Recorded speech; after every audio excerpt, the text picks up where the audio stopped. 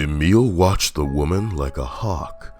She'd come up from below like a demon, pointed a gun at his Sadia, and he'd bashed her across the back of the head with his bat like he had all the other predators who'd been hunting them. But this woman was different. For one, well, she was a woman. All the rest of them had been men. She was armed, but she didn't fire. Not that he could have taken the chance, others had played it being peaceful too. Sadia was too important to take such risks, but now that he had her, what was he to do with her? With the men, it was simple enough. Stuff them in the hole they'd come from. The next predator to come that way would get the warning. But a woman? She'd be taken and raped, unconscious or dead, and Allah would never forgive such mercilessness on his part. No, for better or worse, she was his prisoner. Her bag had been a treasure trove. Sadia had her first real meal in weeks, and the antibiotics and other medicine would surely come in handy if things went for much longer. Sadia slept on top of the refrigerator. This stinking basement had been his first and only refuge.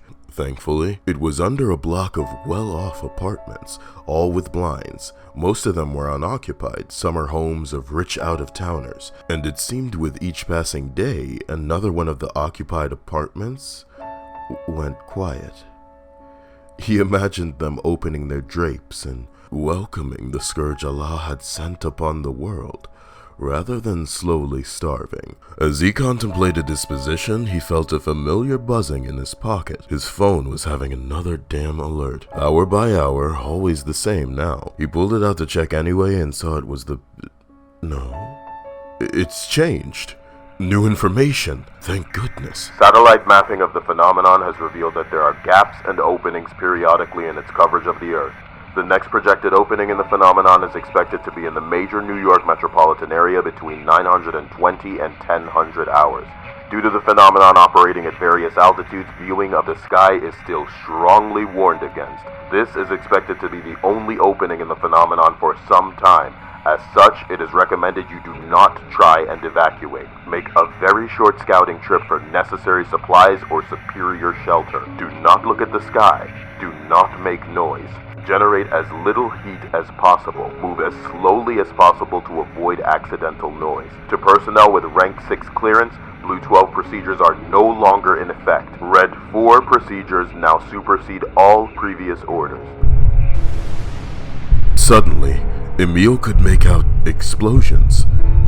Distant, but distinct. Someone, somewhere, was destroying something. He'd been in Manhattan during 9/11, had heard those sounds before. Somewhere, a building was coming down. He looked up at his daughter, still sleeping. And more earnestly than ever before, Emil prayed. Sharon was wandering in the dark, echoes of images and horrors from the past emerging and then disappearing again along the edges of her consciousness. Her father's fat fingers and leering smile, the moonlight glinting off the knife that first time she was stabbed in the alleyway she called home when she was 14. The feel of terror, humiliation, and pain as the gang from the group home claimed her when she was 17. The flash from a mortar explosion in the godforsaken desert when she was 22.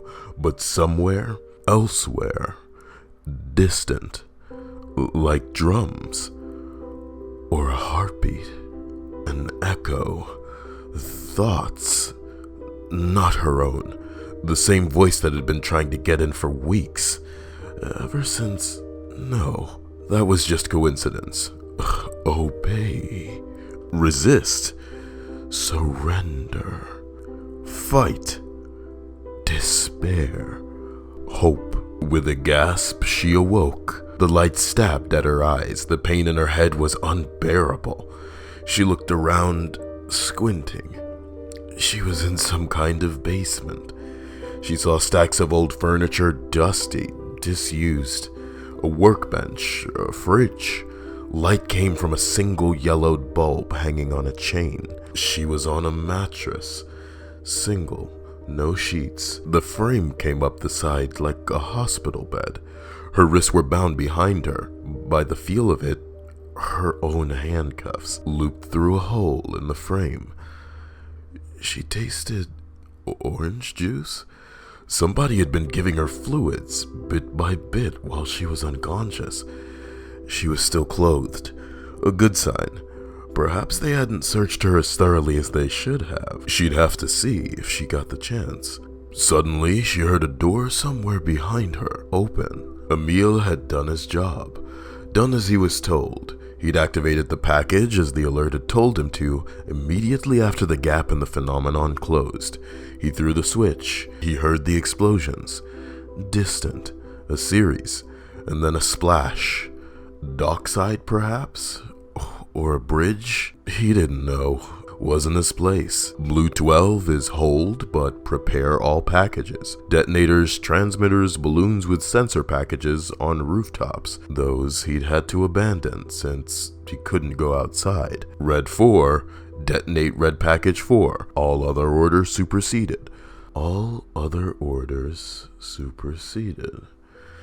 He wondered if that meant his Blue 12 was the same as the others. Were there others?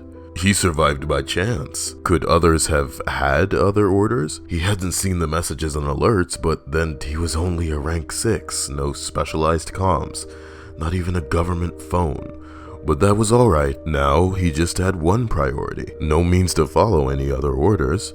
Just one thing to be concerned with. Sadia.